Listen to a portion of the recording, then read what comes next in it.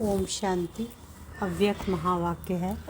अलौकिक खजाने के मालिक 23/6/73। सॉरी, थोड़ा सोसाइटी में काम हो रहा है इसलिए आवाज़ जा रहा होगा। तो आज का अव्यक्त महावाक्य में बाबा कहते हैं, अलौकिक खजाने के मालिक, सर्व कमज़ोर आत्माओं को बल देने वाले, सर्व आत्माओं के तमोगुनी स्वभाव और संस्कारों को परिवर्तन करने वाले और पदमा पदम भाग्यशाली बनाने वाले बाबा बोले, अपने को लाइट हाउस और माइट हाउस दोनों समझते हो? वर्तमान समय की स्थिति पर मान आप सभी का कौन सा स्वरूप विश्व कल्याण का कर्तव्य कर सकता है? उस स्वरूप को जानते हो? इस समय आवश्यकता है माइट हाउस के स्वरूप की। क्या ऐसा अनुभव करते हो कि ऑलमाइटी बाप की संतान हम भी माइट हाउस बने हैं? सर्व शक्तियाँ अपने में समाई हुई समझते हो? शक्तिवान नहीं लेकिन सर्वशक्तिवान, जिसका सर्व शक्तियाँ संपन्न के लिए गायन है कि अपर्याप्त कोई शक्ति नहीं ब्राह्मणों के खजाने में। जैसे देवताओं के लिए गायन है अपर्याप्त कोई वस्तु नहीं देवताओं के खजाने में, वैसे आप ब्राह्मणों का गायन है कि अपर्याप्त नहीं कोई शक्ति ब्राह्मणों के खजाने में, क्योंकि मास्टर सर्वशक्तिवान है। जब बाप का नाम भी सर्वशक्तिवान ऑलमाइटी अथॉरिटी है, अर्थात सर्वशक्तियों के खजाने के मालिक के बालक हो, तो ऐसे बालक जो बाप को सर्वशक्तियों के मालिक है, जो बाबा क्या कहते हैं कि ऐसे बालक जो बाप की सर्व शक्तियों के मालिक हैं, तो क्या उनके पास कोई अप्राप्ति हो सकती है? जो बालक सो मालिक हैं, कोई ऐसा है जो अपने को बालक सो मालिक ना समझते हैं? सभी मालिक बैठे हैं ना। सर्व शक्तियों के खजाने के मालिक हो ना? बाबा पूछते हैं, हो ना?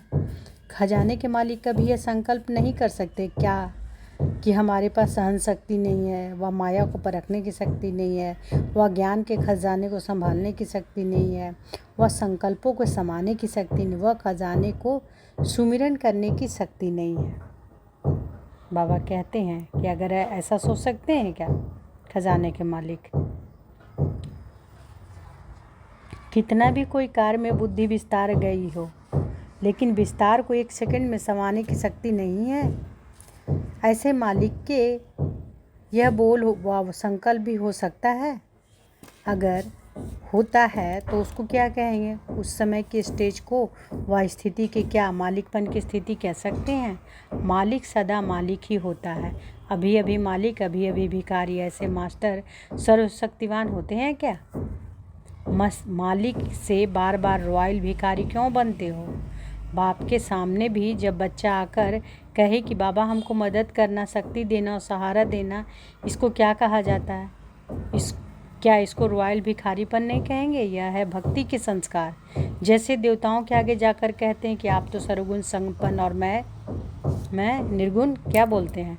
वैसे ही बाप के आगे मास्टर सर्वशक्तिवान आकर कहता है कि बाबा आप तो सर्वशक्तियों के सागर हो, लेकिन मुझ में वह शक्ति नहीं है। निर्बल हूँ, माया से हार खा लेता हूँ, व्यर्थ संकल्पों को कंट्रोल नहीं कर पाता हूँ और माया के विघ्नों से घबरा जाता हूँ। तो क्या ये वही भक्ति के संस्कार नहीं हुए? बाबा पूछते हुए ना। सुनाया था ना कि बाप जो है जैसा है उसको वैसा ना मानकर भावना के वह सर्वव्यापी भी कहते हैं। इसको भी अब बाप की इंसल्ट करते हो ना, कड़े से कड़ा शब्द गाली देते हो। वैसे ही अपने श्रेष्ठ सोमान मास्टर सर्वशक्तिवान, मास्टर ज्ञान, प्रेम और आनंद सभी के सागर अपने लिए फिर कहे कि जरा सी शक्ति की कमी है, तो क्या उसको मास्टर सागर कहेंगे? एक तो स्वयं को मास्टर ज्ञान का सागर, आनंद का सागर कहे, फिर यह कहे तो अपनी इंसल्ट करना नहीं हुआ क्या? स्वयं की इंसल्ट करना, क्या यह ब्राह्मणों का स्वमान है? बाबा पूछते हैं कि स्वयं का इंसल्ट करना यह ब्राह्मणों का सम्मान है? यह बोलना व संकल्प द्वारा कि इसमें अपनी इंसल्ट करते हो और बाप की भी इंसल्ट करते हो। कैसे? एक तो बाप जो दाता है स्वयं ही देने वाला है और किसी के कहने से देने वाला नहीं है, तो दाता को मनुष्य बनाना क्या यह इंसल्ट नहीं है? एक तो बाप जो दाता है स्वयं ही देने वाला है और किसी के कहने से देने वाला नहीं है, तो दाता को मनुष्य बनाना क्या यह इंसल्ट नहीं है? कहने से कौन करता है? बाबा बताया ना, कहने से कौन करता है? मनुष्य करता है। जो आप ही करता है वो कौन? दूसरी बात, बाप को भी स्मृति दिलाने वाले बनते हो। इसमें क्या सिद्ध होता है? क्या बाप को अपना कर्तव्य करना भूल गया है? इसलिए बाप को स्मृति दिलाते हो? बाबा आप तो मददगार ही हैं ही, इसलिए मदद करना। इस कहने को क्या कहा जाए? क्या कहा जाए बोलिए। बाबा कहते हैं जैसे कि गायन ही है कि यह ब्राह्मण, जैसे गायन ही है कि यह ब्राह्मण अर्थात सर्व प्राप्ति स्वरूप, प्राप्ति स्वरूप के पास अप्राप्ति कहाँ से आए? इसलिए कहा है कि ब्राह्मणों की स्टेज पावर हाउस। ब्राह्मणों की स्टेज क्या है? Power house. अब पावर हाउस से परे की भाषा समझे। पावर हाउस के यह बोल नहीं होते। अब तो फाइनल रिजल्ट आउट होने का समय भी समीप आ रहा है। फाइनल रिजल्ट के समय में भी अगर कोई पहला पार्ट ही पढ़ता रहे, उसमें भी मजबूत ना हो, तो ऐसे का रिजल्ट क्या होगा? इसलिए फिर बाप दादा कुछ समय पहले सुना रहे हैं कि जिसको भी हाई जंप देना हो, वह आगे बढ़ना हो, तो अभी से 6 मास के अंदर अर्थात इस वर्ष में अपने आप को जिस भी स्टेज पर वह जिसकी स्थिति में स्थित रहना चाहते, उसके लिए चांस है। थोड़े समय के अंदर अपने को संपन्न बनाने के लिए साधारण पुरुषार्थ नहीं चलेगा। अभी से तीव्र पुरुषार्थ अर्थात संकल्प, बोल और कर्म, इन तीनों में समानता का अभ्यास करना, इसको कहा जाता है तीव्र पुरुषार्थी। यानी कैसा हो? तीव्र पुरुषार्थी किसको कहा जाता है? तीव्र पुरुषार्थ अर्थात तीव्र पुरुषार्थ अर्थात संकल्प, बोल और कर्म, इसको अंडरलाइन करें, इन तीनों में समानता का अभ्यास करना, उसको कहा जाता है तीव्र पुरुषार्थ। जैसे बुद्धि में यह सोचते हो, समझते हो कि हम दाता के बच्चे हैं, लेकिन बोल और कर्म के अंतर है। संकल्प में सोचते हो कि हम सर्व आत्माओं से ऊंचे ब्राह्मण हैं, लेकिन बोल और कर्म में अंतर है।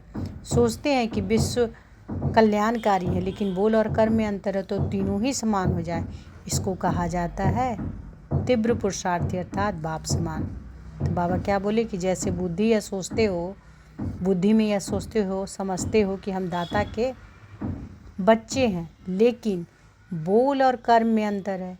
संकल्प में सोचते हो कि हम सर्व आत्माओं के से ऊंचे ब्राह्मण हैं, लेकिन बोल और कर्म में अंतर है। सोचते हो कि विश्व कल्याणकारी, लेकिन बोल और कर्म में अंतर है, तो तीनों ही समान हो जाए, इसको कहा जाता है तीव्र पुरुषार्थ अर्थात बाप समान। तो क्या ऐसे अपने आप को बाप समान बनाने के लिए समय दे रहे हैं? 6 मास के बाद इस रूहानी सेना के महावीर घोड़सवार और प्यादे अर्थात प्रजा सभी प्रत्यक्ष होंगे। जब तक आपस में ही प्रत्यक्ष नहीं होंगे तो विश्व के आगे क्या प्रख्यात कब होंगे? और विश्व के आगे प्रख्यात नहीं होंगे तो प्रत्यक्षता कैसे होगी?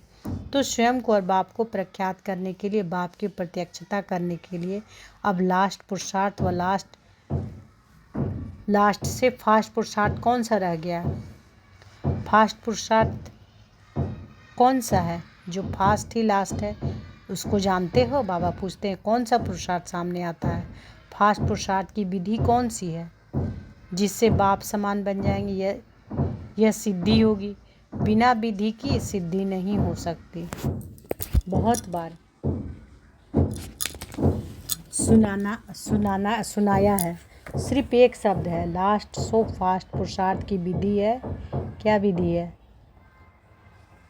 इसको अंडरलाइन कीजिए। लास्ट सो फास्ट पुरुषार्थ की विधि है प्रतिज्ञा।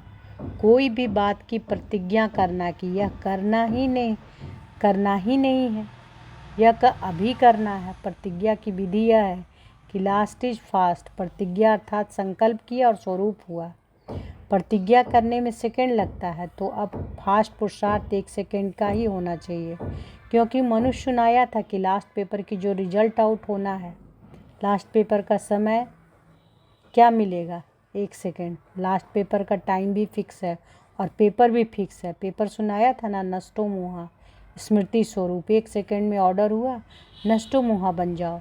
तो 1 सेकंड में अगर नष्टो मुहा स्मृति स्वरूप ना बने, अपने को स्वरूप बनाने अर्थात युद्ध करने में ही समय गवा दिया और बुद्धि को ठिकाने लगाने के समय लगा दिया, तो क्या हो जाएगा? फेल। तो समय भी 1 सेकंड का मिलना है। यह भी पहले भी सुन रहे हैं, पेपर भी पहले सुन रहे हैं, तो कितने पास होने चाहिए? फास्ट पुरुषार्थ की विधि है प्रतिज्ञा। प्रतिज्ञा से अपने को प्रख्यात करो। बाप को प्रख्यात करो अर्थात प्रतिज्ञा से प्रत्यक्षता करो। यह मुश्किल है क्या? हिम्मत और उल्लास और नशा और निशाना अगर सदा साथ रहे तो अनेक कल्प के समान फूल पास हुए ही पड़े हैं। तो बाबा क्या कहते हैं कि हिम्मत और उल्लास और नशा और निशाना अगर साथ रहेंगे, सदा साथ रहेंगे तो अनेक कल्प के समान फूल पास हुए पड़े हैं। कोई मुश्किल नहीं, सिर्फ इन 6 मास के अंदर अपने मुख्य 4 सब्जेक्ट सामने रखकर चेक करो कि चारों में पास मार्क्स हैं, कम से कम पास मार्क्स। लेकिन जो विशेष आत्माएं हैं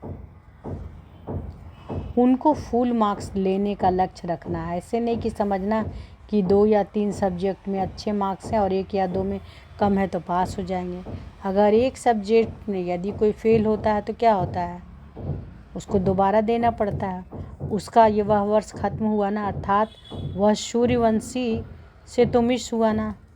सूर्यवंश के पहले राजभाग और प्रकृति के फर्स्ट सर्व प्राप्ति समान प्रारब्ध से तो मिस हो जाएंगे।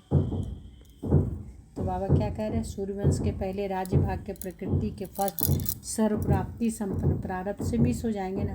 हाँ, यदि चढ़ती कला होते होते त्रेता में आकर फुल मार्क्स लेंगे तो त्रेता युग में कुछ श्रेष्ठ प्रारब्ध पा लेंगे। इसलिए यह भी नहीं सोचना चारों ही सब्जेक्ट में फास्ट पुरुषार्थ फुल पास होना अर्थात फुल मार्क्स लेने हैं। सेकंड पुरुषार्थ सभी सब्जेक्ट पास मार्क्स लेने का और तीसरा पुरुषार्थ करना ही नहीं है,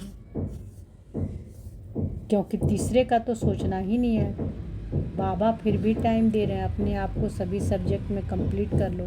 समझा? 3 ग्रुप आउट करने के लिए 1 ever ready group, 2 ready group, 3 lazy group. यह 6 मास के अंदर अपने को परिवर्तन कर फर्स्ट ग्रुप में लाना अर्थात एवर रेडी ग्रुप। ऑर्डर हुआ और किया, ऑर्डर मानने में लेजी नहीं। यह 3 ग्रुप्स में स्वयं ही स्वयं का दर्पण में साक्षात्कार हो जाएगा। ऐसे कल्प पहले ब्रह्मा कुमार नारद ने दर्पण में अपना साक्षात्कार किया ना, वैसे नॉलेज रूपी दर्पण में स्वयं ही स्वयं का साक्षात्कार करेंगे, है ना, कि किस ग्रुप में और किस ग्रेड में आने वाला हूँ। जैसा ग्रुप वैसे ग्रेड्स होंगे ना। अच्छा, तो बाबा क्या बोले? बाबा कहते हैं कि सारे सब्जेक्ट्स पर ध्यान देना है ना। क्या बोले एक बार फिर से सुनिए। कम से कम पास मार्क्स, लेकिन जो विशेष आत्मा उनको फुल मार्क्स लेने का लक्ष्य रखना है। ऐसे नहीं समझना कि 2 या 3 सब्जेक्ट में अच्छे मार्क्स हैं और 1 या 2 में कम से कम है तो पास हो जाएंगे। अगर एक सब्जेक्ट में यदि कोई फेल होता है तो क्या होता है? जिसको दोबारा पेपर देना पड़ता है, उसका यह वर्ष तो ख़त्म हुआ ना, अर्थात वह सूर्यवंशी से तो मिस हुआ ना। सूर्यवंश के पहले राज्य भाग्य और प्रकृति के फर्स्ट सर्व प्राप्ति समान प्रारब्ध से तो मिस हो जाएंगे ना। हाँ, यदि चढ़ती कला होते होते त्रेता में आकर फुल मार्क्स लेंगे तो त्रेता युग में कुछ श्रेष्ठ प्रारब्ध पा लेंगे। तो बाबा क्या कह रहे कि अगर चढ़ती कला में होते होते त्रेता में आकर फुल मार्क्स लेंगे तो त्रेता युग में कुछ श्रेष्ठ प्रारब्ध पा लेंगे। इसलिए यह नहीं सोचना चारों ही सब्जेक्ट्स में फर्स्ट पुरुषार्थ है।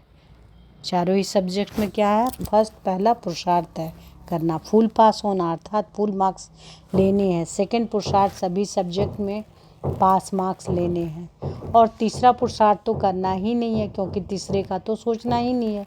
बाबा फिर भी टाइम दे रहे अपने आप को सभी सब्जेक्ट में